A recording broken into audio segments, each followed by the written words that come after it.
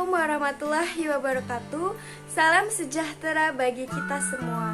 Perkenalkan, saya Gita Pujolestari, mahasiswa Prodi Akuntansi, Fakultas Ekonomi dan Bisnis, Universitas Buana Perjuangan Karawang. Saya di sini akan menjelaskan tentang laporan kerja praktik yang berjudul Kegiatan Pengelolaan Keuangan di Sekolah SDIT Salman Al-Farisi. Sebelum saya menjelaskan, saya ingin mengucapkan terima kasih terlebih dahulu. Yang pertama, kepada Ketua Program Studi, yaitu Ibu Yanti SEMAK. Dan yang kedua, saya ucapkan terima kasih kepada dosen pembimbing yang telah sabar membimbing kami untuk menyelesaikan tugas laporan kerja praktik, yaitu Ibu Sari Marliani, Dokteranda, Magister Manajemen. Dan yang terakhir, saya ucapkan terima kasih kepada dosen penguji saya, yaitu Ibu Yanti SEMAK. Di sini saya akan menjelaskan 5 poin, yaitu poin pertama ada pendahuluan. Di pendahuluan saya akan menjelaskan adanya latar belakang, tujuan kerja praktik, waktu pelaksanaan kerja praktik. Poin kedua adanya gambaran umum instansi.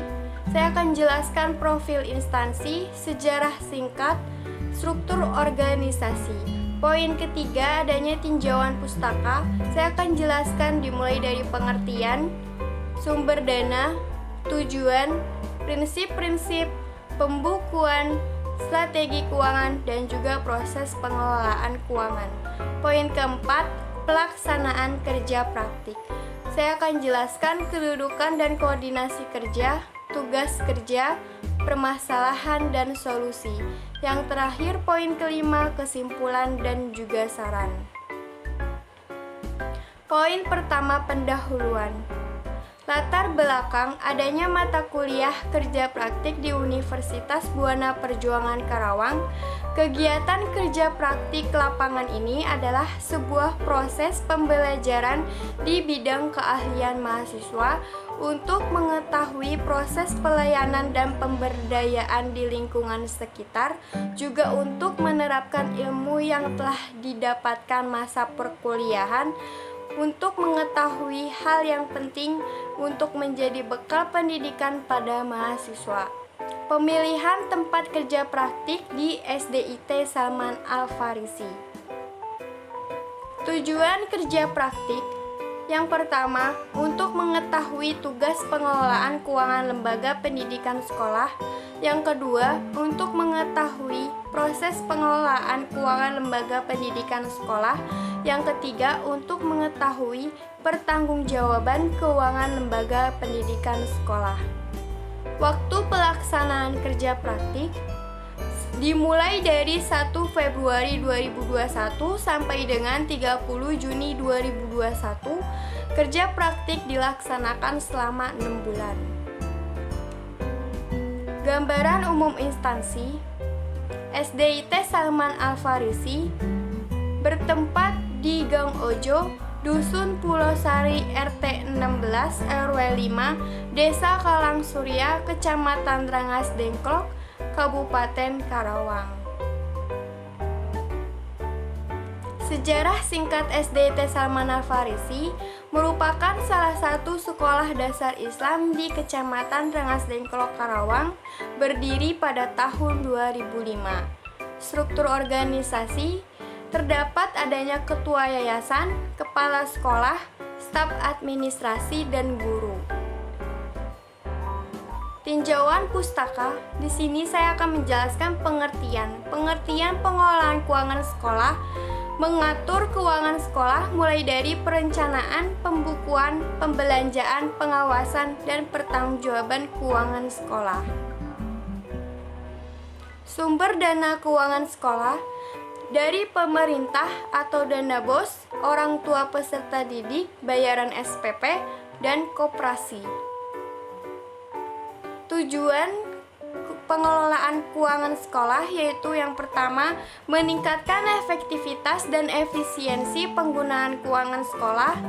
Yang kedua, meningkatkan akuntabilitas dan transparansi keuangan sekolah.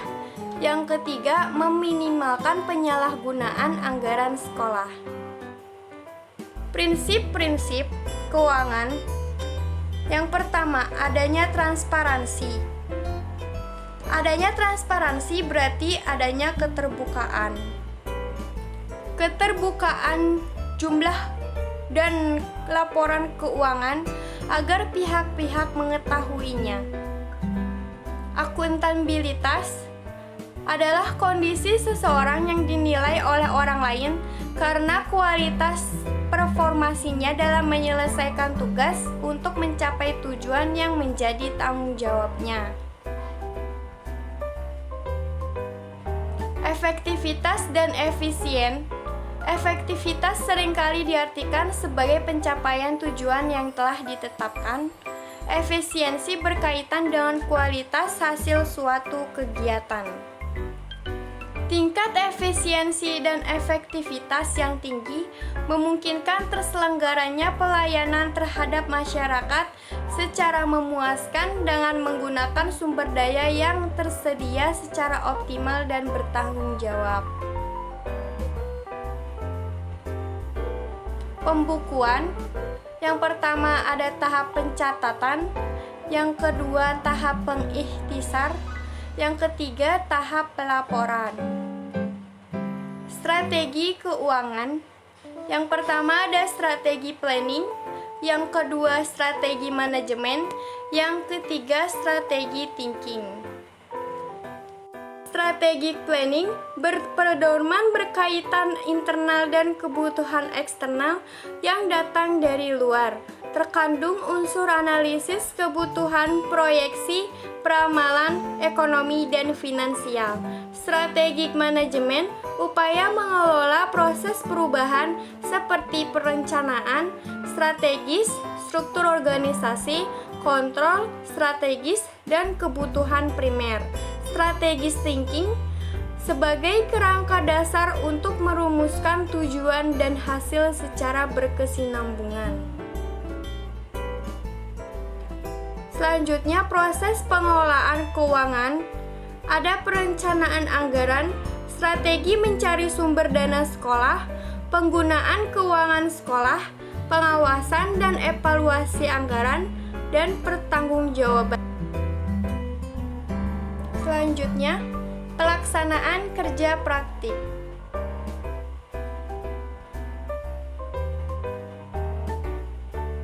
Kedudukan dan koordinasi sebagai perbantuan di bagian pengelolaan keuangan. Koordinasi dengan staf administrasi keuangan, koordinasi dengan kepala sekolah. Tugas kerja. Arahan dari pembimbing, pelatihan Microsoft Excel, input bayaran SPP, menyusun dan menempel pemasukan dan pengeluaran, input buku kas umum. Selanjutnya, permasalahan. Berdasarkan temuan di lapangan, bahwa dalam laporan keuangan dilakukan secara manual menggunakan Microsoft Excel. Pembukuan pemasukan dan pengeluaran menggunakan kertas A4. Hal ini berpotensi hilangnya rekam dokumen yang sulit untuk melacak, apalagi jika pelaksana memiliki kurang rasa tanggung jawab. Namun, secara keseluruhan, Sekolah SD IT Salman Al-Farisi sudah cukup baik dan sesuai dengan ketentuan yang berlaku. Solusi: dibuatkan sistem laporan keuangan. Selanjutnya, kesimpulan. Terlaksananya suatu proses pendidikan dalam manajemen sehingga memerlukan pertanggungjawaban yang bisa transparan, akuntabel, efektif, dan efisien. Sedangkan pengelolaan keuangan masing-masing sekolah sudah pasti dikelola dengan baik berdasarkan undang-undang yang berlaku.